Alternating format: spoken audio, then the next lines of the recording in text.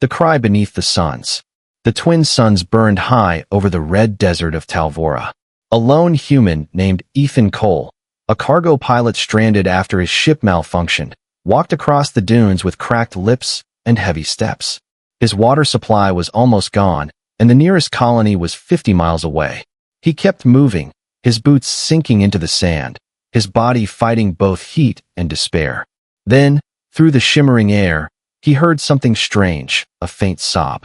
At first, he thought it was the wind playing tricks, but the sound came again, softer, desperate, like a child's voice carried by the hot breeze. "Please, human, help me," the voice cried. Ethan froze, his instincts on high alert. There shouldn't have been anyone here, not in this part of the desert. He followed the sound toward a cluster of jagged rocks. The light was harsh, reflecting off the stone, and for a moment he saw nothing. Then he spotted her, a small alien girl, maybe 7 or 8 years old, her violet skin blistered under the sun. She was crouched in the shadow of a rock, holding a broken piece of cloth over her head. When she saw him, her bright golden eyes widened with fear and hope. "Don't hurt me," she whispered, her voice trembling. Ethan knelt slowly, showing his empty hands. "It's okay, kid," he said softly. "I'm not going to hurt you. What happened?" The little alien sniffled, wiping her face. "My mommy. She's tied to a rock in the sun.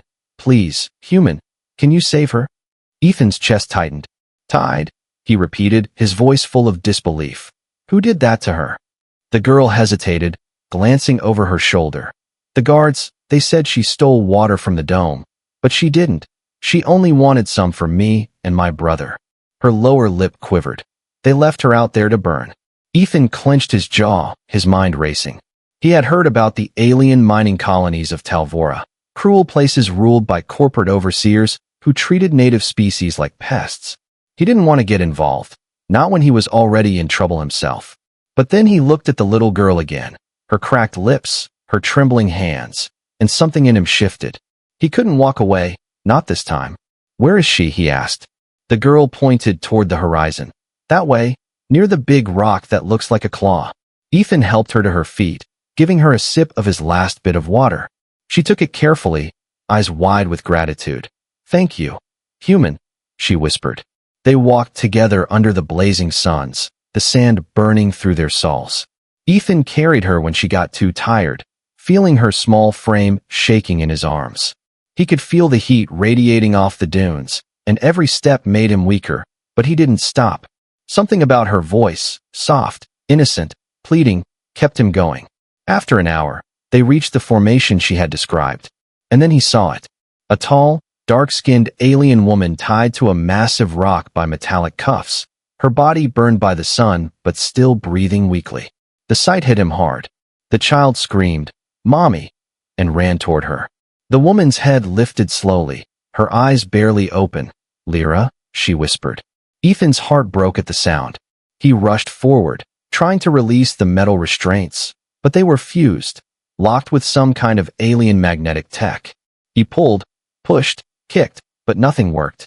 Her skin sizzled under the twin suns, and Ethan knew time was running out. He tore off his jacket and covered her as best as he could, shading her from the heat. "Hold on," he said. "I'll find a way." The woman looked at him through pain-filled eyes. "You are human," she whispered weakly. "Why are you helping us?" Ethan smiled faintly. "Because it's the right thing to do." He looked around, searching for tools or anything that could cut through the cuffs.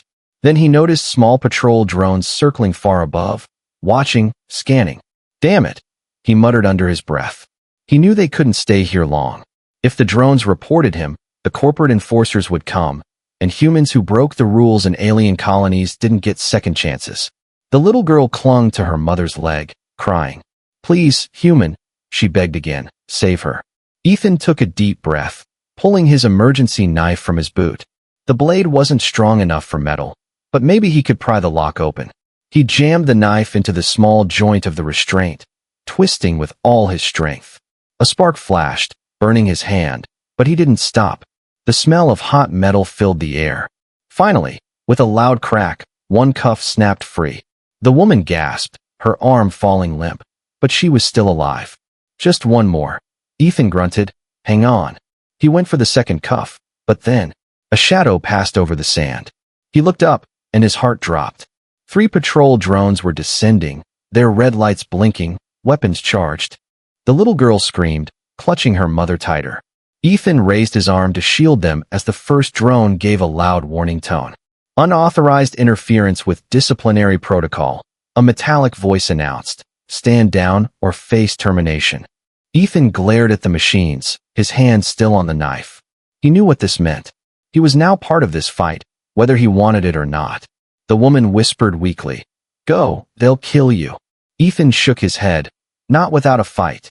He stepped forward, sand whipping around his boots. The suns blazed overhead, and as the first drone aimed its weapon, Ethan's eyes burned with fury. He was human, and no one, no machine, no corporation, no alien law, was going to stop him from saving her. The human who fought the drones. The desert trembled as the drones hovered closer, their red eyes glowing like angry stars. Ethan stood in front of the alien mother and her daughter, sweat dripping down his face, his hand gripping the small survival knife. He knew it was a stupid weapon against military drones, but he also knew fear wouldn't save anyone. The girl hid behind him, clutching the back of his jacket, her golden eyes full of terror. "Please don't let them take her again," she whispered, her voice shaking like the wind. Ethan didn't answer, his mind working fast. He could see the drones scanning his body, human, armed, unauthorized. He was already marked as a threat. "Stand down, human," the lead drone commanded in a cold metallic tone. "You are interfering with colony justice. Leave the site immediately."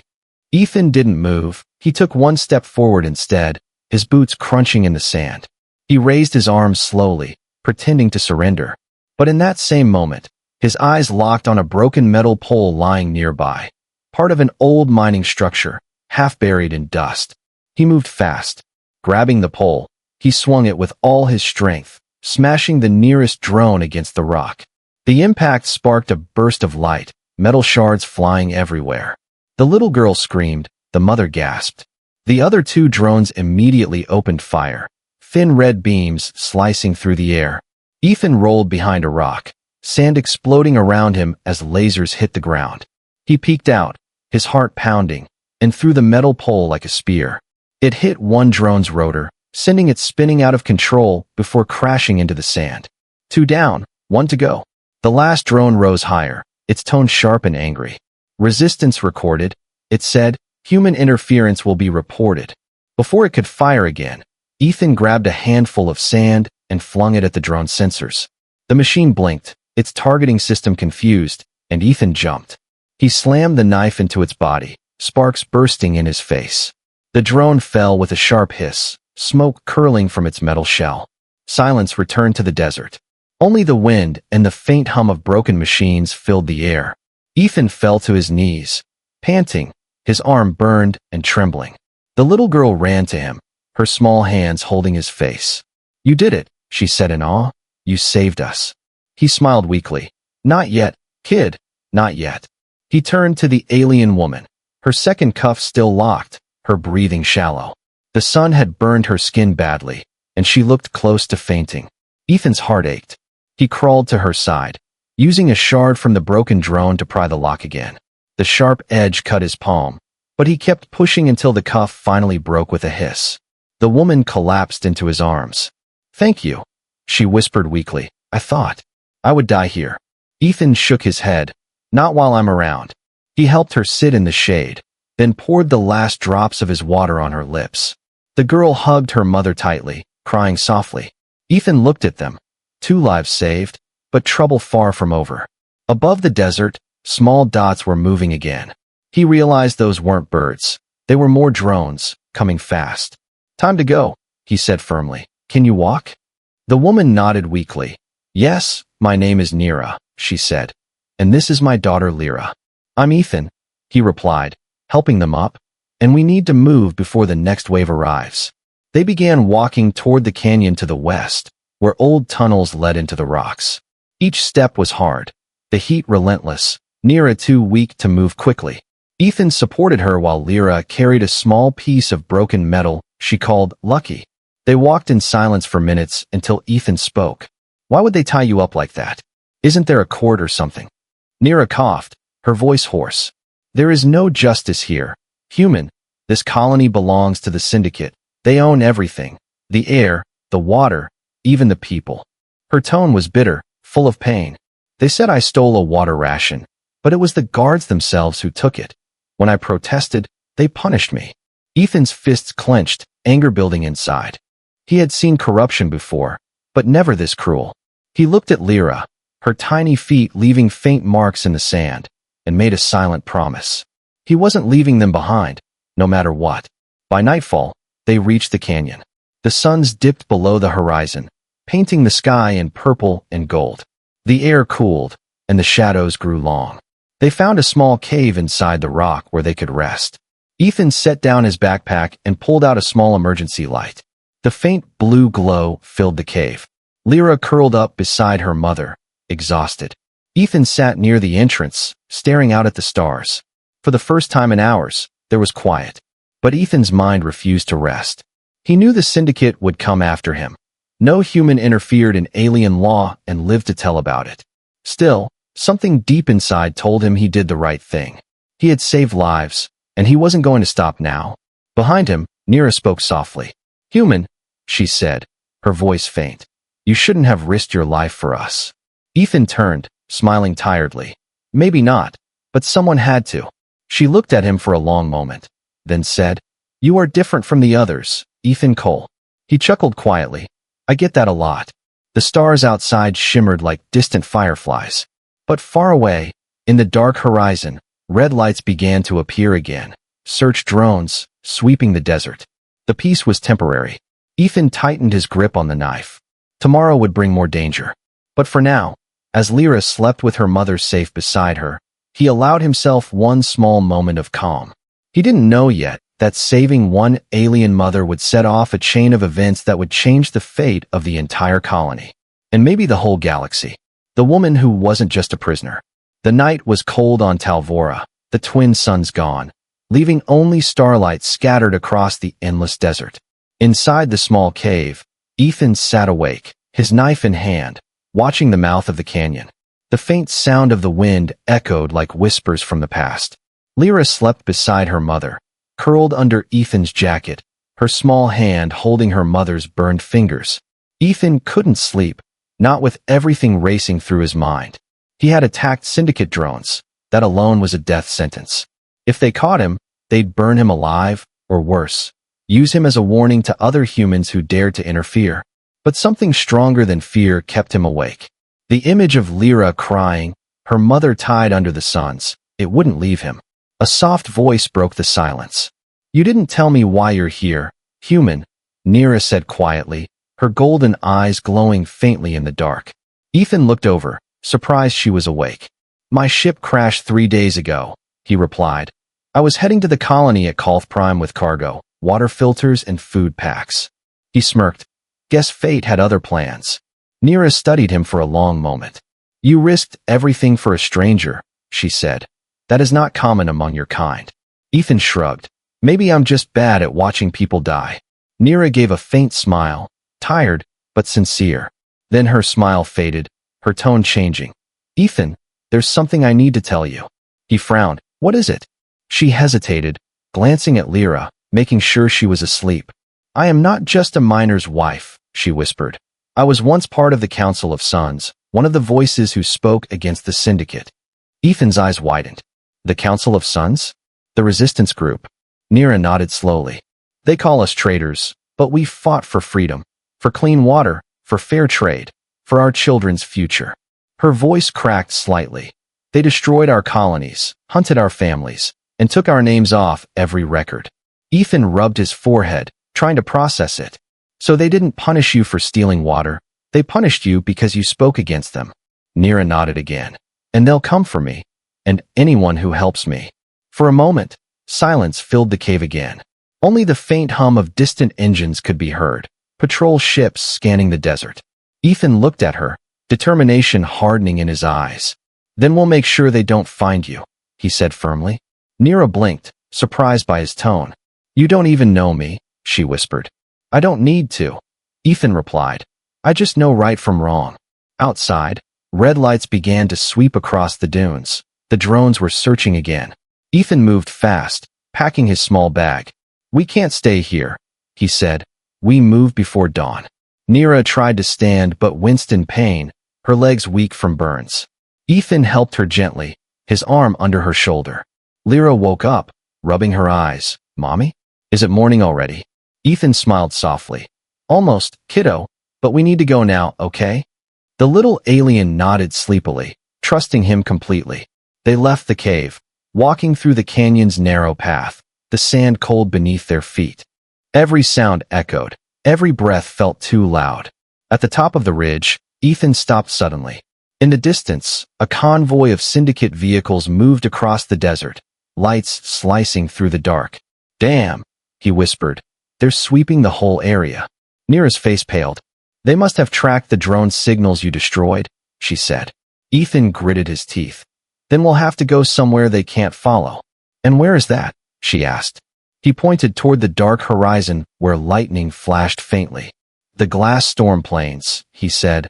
"No sensors work there, too much static energy, but it's dangerous." Nira looked down at Lyra, who was holding her hand tightly. "Then we'll take that danger," she said softly. "It's better than the syndicate." They moved fast, guided by the faint stars. But before dawn, they heard it, a mechanical roar that shook the ground. A syndicate patrol ship descended behind them, its engines blazing. Ethan turned, pushing Nira and Lyra behind a boulder.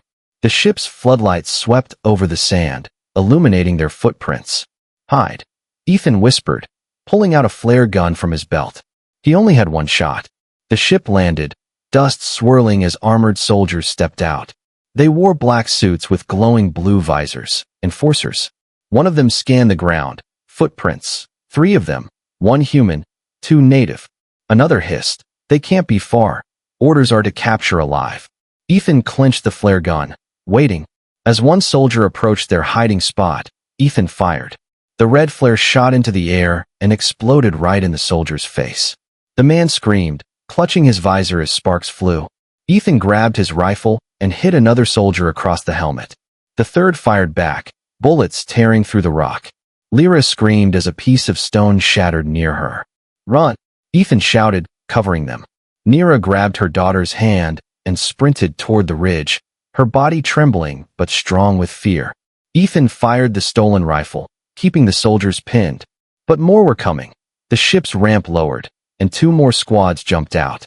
Nira turned back, screaming, "Ethan, go!" he yelled, "Don't stop." She hesitated for just a second, enough to see him standing against the light of the rising suns, his silhouette sharp, his rifle blazing. Then the ship fired a stun round. The blast hit the sand near him, throwing him back. Lyra screamed, "Ethan," but her mother pulled her close. Tears streamed down her face as they disappeared into the canyon's shadow. The last thing she saw before turning away was the human, the stranger who had risked everything, lying on the sand, half-conscious, surrounded by syndicate soldiers. But even as darkness took him, Ethan's hand never let go of the knife. He whispered faintly, "You'll be safe. I'll find you." Before the world faded away. High above, the syndicate captain looked down at him and smirked. "Bring him to the main facility," he ordered. "Let's see what this human knows about the rebellion." The prisoner of light.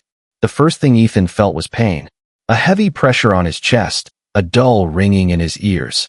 When he opened his eyes, blinding white light poured over him. He tried to move, but metallic bands held his wrists and ankles tight against a cold table. A voice echoed through the room, mechanical, calm. "Subject awake," it said, "human male, unregistered, possible resistance contact." Ethan blinked, his vision slowly clearing.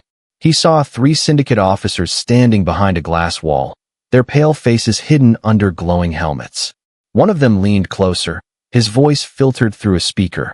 "You interfered with lawful punishment, human," he said, "and killed our drones. Why?" Ethan smirked weakly. "Because your idea of law is murder." The officer tilted his head. "Bravery or stupidity, I wonder which." He turned to another. "Prepare the neural scanner." Ethan's heart pounded. He had heard about that machine. It could strip memories, dig into thoughts, twist minds until nothing was left. He struggled. the restraints biting into his skin. But suddenly, before the scanner activated, an alarm blared.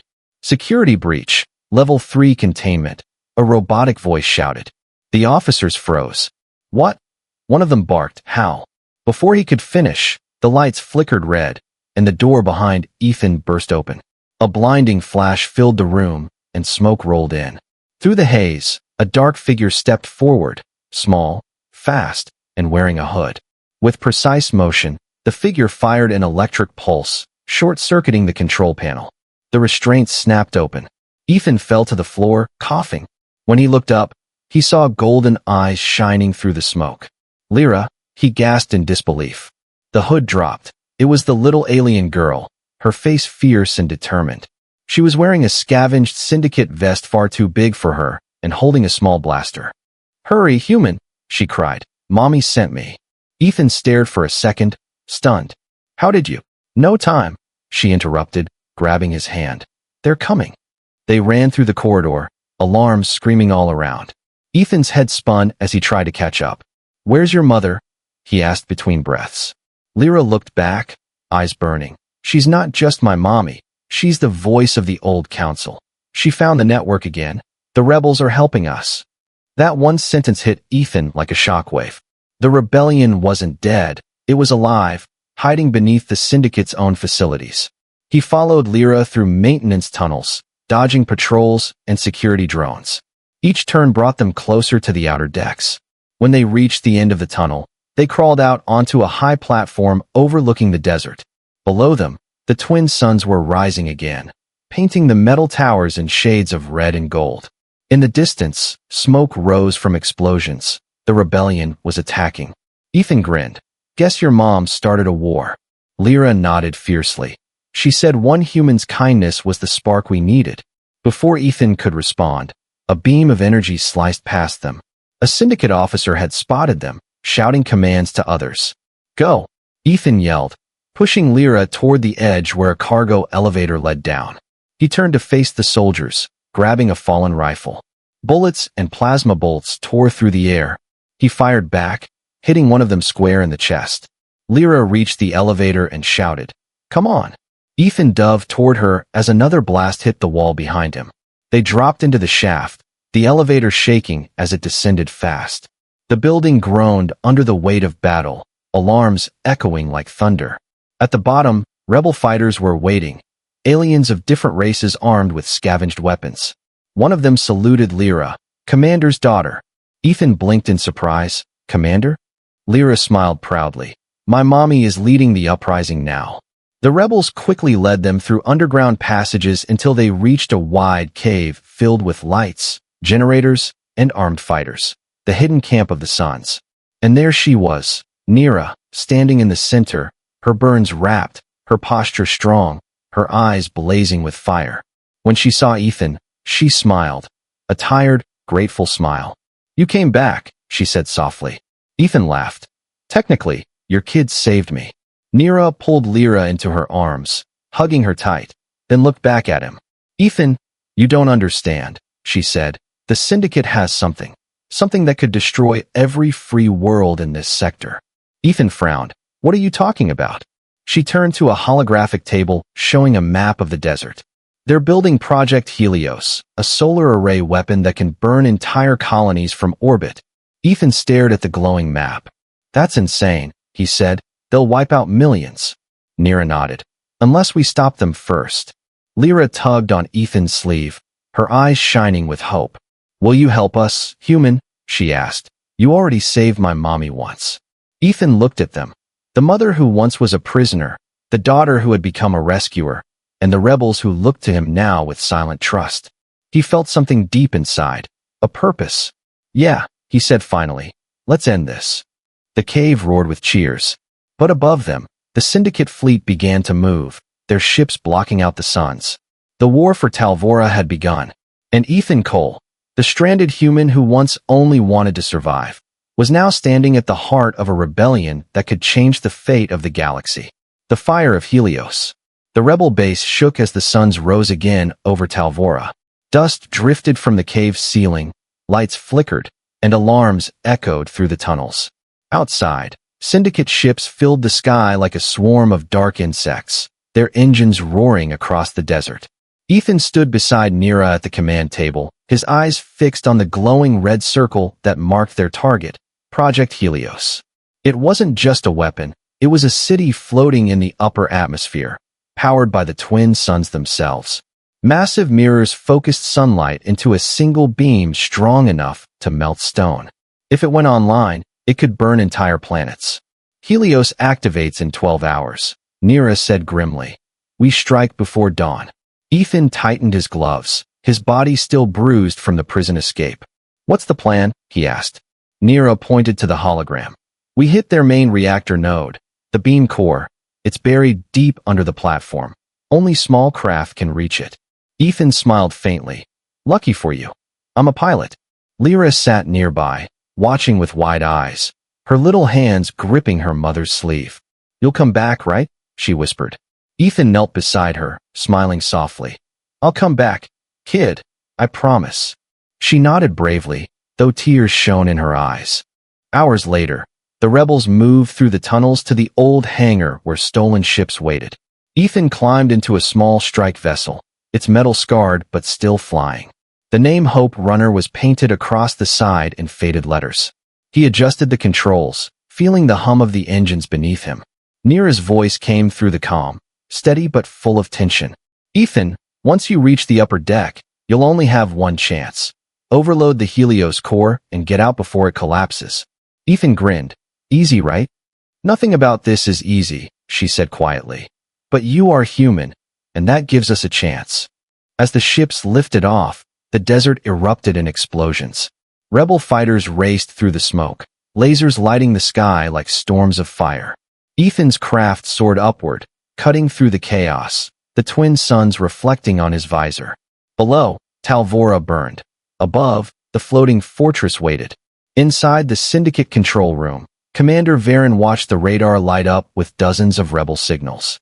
Deploy interceptors, he ordered coldly. Destroy them all. He turned to his lieutenant.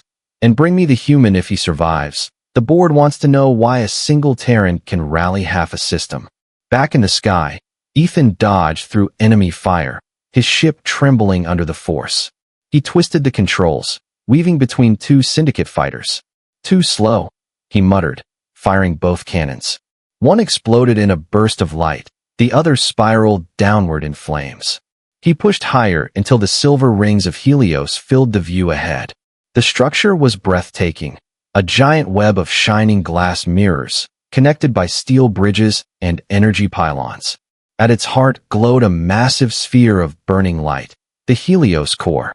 Its brilliance was almost blinding, pulsing like a living sun. Ethan whispered to himself, that thing could wipe out a world. He guided his craft through a maintenance shaft, alarms blaring as he entered restricted airspace. Static buzzed in his ear, then Nira's voice broke through. Ethan, do you copy? Loud and clear, he said. I'm in. Good, she replied. Once you plant the overload cells, you'll have exactly 3 minutes to escape. Ethan landed on a narrow platform inside the reactor chamber, the heat making the air shimmer. He grabbed the small bomb unit from his pack and sprinted across the bridge. Every step echoed in the metal chamber. He could hear the hum of energy, like a heartbeat made of fire. Then a voice spoke from behind him, deep and cold. Impressive, human. Ethan turned sharply. Standing there was Commander Varen, tall and armored, his visor reflecting the burning core. I should thank you, Varen said calmly. You've united the last of the rebels, made it easier to destroy them all at once. Ethan aimed his blaster. Funny, I was thinking the same thing. They clashed in a flash of light. Varen's plasma sword sliced through the air. Ethan ducked, rolling and firing. The blast hit Varen's shoulder, sparks flying, but the alien barely flinched. You fight well for a species built from dirt, Varen sneered. Ethan grinned through the pain. Yeah, but dirt grows everything. Remember that. He lunged forward, hitting the command console with his elbow, activating the bomb. A deep rumble filled the room, the reactor lights flickering wildly. Varen's eyes widened. You fool, you'll destroy yourself. Ethan smirked. Worth it. He jumped back toward the ship as alarms screamed across Helios. Core destabilizing, A mechanical voice shouted, "Imminent meltdown in 180 seconds." Ethan leapt into the cockpit, his hands shaking as he powered up. The engines roared, fire filled the sky. He shot out of the reactor just as the explosion began. From below, Nira and the rebels watched as a second sun appeared in the heavens, Helios burning itself apart. The blast lit up the whole desert, turning night into day. Lyra clutched her mother's arm, tears of fear and awe on her face. "Did he make it?" she whispered. Nira's lips trembled. "I don't know," she whispered back. Minutes later, through the smoke and fire, a single ship broke through the clouds, battered, burning, but alive. Lyra screamed with joy. "He did. Mommy, he did it." Nira smiled through tears, whispering, "The human who came from nowhere saved us all." Ethan's ship landed roughly near the rebel camp, smoke trailing behind it. The hatch opened, and he stepped out, coughing, his suit half melted, but his eyes bright. Nira walked toward him slowly, her people cheering all around. "You're insane," she said softly, "but you did it." Ethan laughed weakly. "Told you I was bad at watching people die." The crowd erupted in cheers. The suns rose higher, bathing the desert in gold. And in that light, a human stood among aliens, no longer a stranger, but a symbol. Hope had returned to Talvora. But far away, beyond the edge of the system, the true masters of the syndicate were watching, and one of them whispered in the dark, "The human spirit burns too bright. It must be extinguished." The shadow behind the suns. Days passed since the fall of Project Helios. Across the red deserts of Talvora, rebels sang the name of the human who burned the syndicate's greatest weapon. They called him the Firebringer, the man who turned the suns against their masters. Ethan hated the title. He sat quietly in the new rebel camp, fixing his broken ship with a wrench and silence. He didn't feel like a hero. He still saw the flashes of the explosion in his sleep, the heat, the light, the sound of thousands dying. He had saved many, but part of him wondered if he had lost something of himself in that fire. Nira walked toward him, wrapped in a gray cloak, her golden eyes calm but sharp. "You still blame yourself," she said softly. Ethan didn't look up. "Every time I close my eyes, I see Helios burning. All those people, even the ones forced to work there." Nira placed a hand on his shoulder. "You gave us a chance to be free, Ethan. Freedom always demands a price." Before he could answer, alarms echoed through the base. The calm morning turned into chaos, fighters rushing to positions. A scout ran in shouting, "Ships in orbit, syndicate fleet, 3 destroyers, and a carrier." Ethan grabbed his rifle, his heart racing. "They found us already?" Nira activated the holographic map. Massive red signals were descending fast. "They're coming to finish what they started," she said grimly. Lyra ran in, clutching a small transmitter. "Mommy, they're jamming our comms." The signal sparked and died in her hands. Ethan turned to Nira. "We need to move the civilians now. Take them through the southern canyon." "What about you?" she asked. "I'll buy you time," he said simply. Nira's expression turned sharp. "You'll die if you face them alone." Ethan smiled faintly. "I've heard that before." Outside, the sky turned dark as syndicate ships blotted out the suns. But this time, they didn't open fire immediately.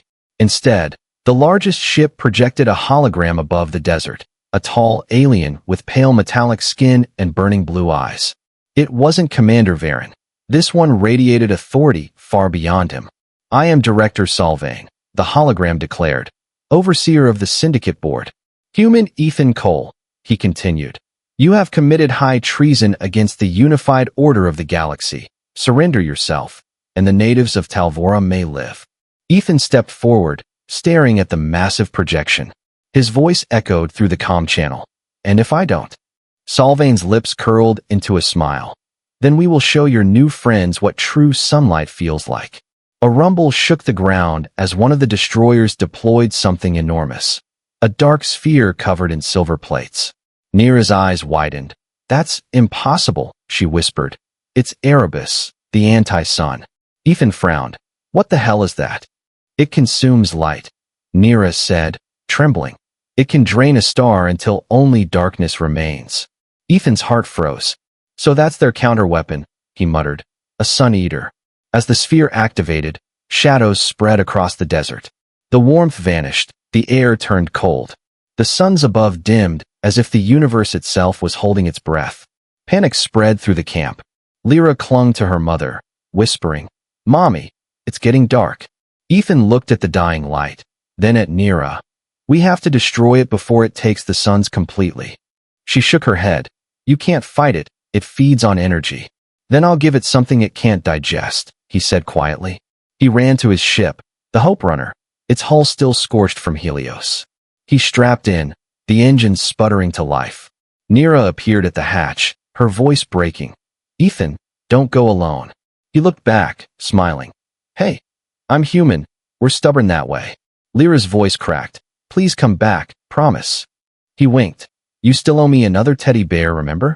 The ship rose into the darkening sky, the twin suns fading behind him. He pushed the throttle, heading straight toward the Erebus sphere. Syndicate fighters swarmed around it, firing beams of light that the weapon swallowed like water. Ethan weaved through them, his ship trailing smoke. He opened the comm.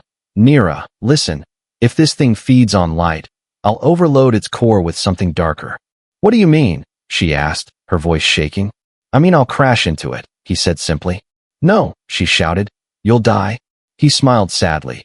"If it keeps the suns alive, it's worth it."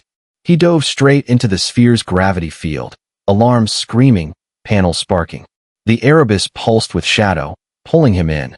His vision flickered, stars vanished, only blackness surrounded him. Inside the darkness, he saw flashes, not memories, but images. Millions of faces, worlds enslaved, lights fading. He whispered softly, "Not this time." He flipped the final switch, his ship's reactor overloaded, turning blue-white. Outside, Nira and the rebels saw a single spark appear in the heart of the dark sphere. Then, with a roar that shook the heavens, light exploded. The suns blazed brighter than ever before, the darkness shattered like glass. The Erebus was gone, consumed by its own hunger. The Syndicate fleet scattered, their ships burning as they fell. Silence followed. Only the sound of wind over the sand remained. Nira stared at the sky, tears streaming down her face. "He did it," she whispered. "He brought back the light." Lyra cried softly, clutching her mother. "Ethan saved the suns." For days, the light of Talvora burned stronger than ever. Rebel signals spread through the stars, inspiring colonies across the galaxy to rise. The Syndicate's grip began to break. And somewhere in the void, drifting between suns, a faint echo remained. Ethan's voice, calm and full of warmth. "Please, human or alien, remember, no light is ever lost. It just waits for someone brave enough to bring it back." The human who became the light. Weeks passed after the day the suns burned brighter. Talvora was alive again, its deserts warm and golden instead of cold and empty. The Syndicate's fleets were gone, their command centers silent. But the world still whispered one name through every wind. Ethan Cole. He had vanished inside the dark sphere, his ship destroyed, his body never found. Yet every sunrise painted his memory across the dunes. Children pointed to the light and said, "That's where the human lives now." Nira stood on a high ridge overlooking the rebuilt colony. Her cloak fluttered as the twin suns climbed the sky. Beside her stood Lyra, taller now, wearing a silver pendant shaped like two intertwined suns. Ethan's insignia carved from his ship's wreckage. "Mommy," she said softly, "do you think he can still see us?" Nira smiled faintly, her eyes glimmering. "He doesn't need to see us, my little star. He is the light now." Behind them, the camp had grown into a city, a union of species once divided by fear. Humans, Talvorans, and other freed worlds gathered under one banner. They called it the Alliance of Suns, and its emblem bore a human hand reaching toward the stars. Ethan's last message, recovered from his ship's black box, became their creed. No light is ever lost. It only waits to be found. The new council met inside a great dome built from the glass remains of Project Helios. Nira now led as the first High Speaker of the Alliance. But she never wore a crown, only a simple band of metal engraved with Ethan's name. Every decision she made began with the same words. What would the human have done? Beyond the city, explorers found something strange, a fragment of the Erebus sphere still floating above the dunes. It glowed faintly with blue light, humming like a heartbeat. When scientists studied it, they discovered something impossible. Inside the fragment was a trace of human neural energy, alive, steady, pulsing with warmth. Rumors spread that Ethan had not died, that his essence had fused with the solar currents, that every sunrise, every flash of heat, every spark of hope was his spirit moving through the suns. And sometimes, when night fell and the wind was quiet, Lyra swore she could hear his voice whisper through the air, "Keep them safe, little one." One evening, years later, Lyra stood at the same rock where she had once been tied and left to die. The desert stretched endlessly before her, the sands glowing softly under the twin suns. She touched the stone, whispering, "It was here that I lost everything, and here that a human gave it back." Lyra placed her hand beside her mother's, smiling through tears. "And it was here," she said, "that we learn no species owns compassion, no race owns courage." The wind carried their words upward. Far above, the suns flared, just slightly, as if answering. And for a brief moment, a silhouette formed in the golden light. A figure standing tall, one hand lifted toward the horizon. Then it faded, leaving only brightness behind. The people of Talvora built a monument on that very spot. A statue carved from crystal, showing a human holding a small alien child in his arms. At the base were etched simple words. "He saved one, and through that one, saved us all." Generations later, stories of Ethan Cole spread across countless worlds. Miners told them to their children. Soldiers recited them before battles. Pilots carried small sun-shaped charms engraved with his initials. And across the stars, wherever darkness grew, people looked to the light and remembered that once, a stranded human had heard the cry of a child in a desert and changed the fate of a galaxy. As the sun set over Talvora one last time that day, Lyra looked to the glowing sky and whispered, "Please, human, my mommy was tied to a rock in the sun, and you saved her." The light shimmered, warm and endless, as if answering back, "I would do it again." And somewhere between those twin suns, in the endless heart of light, a single spark laughed softly. Ethan Cole, the human who became the dawn.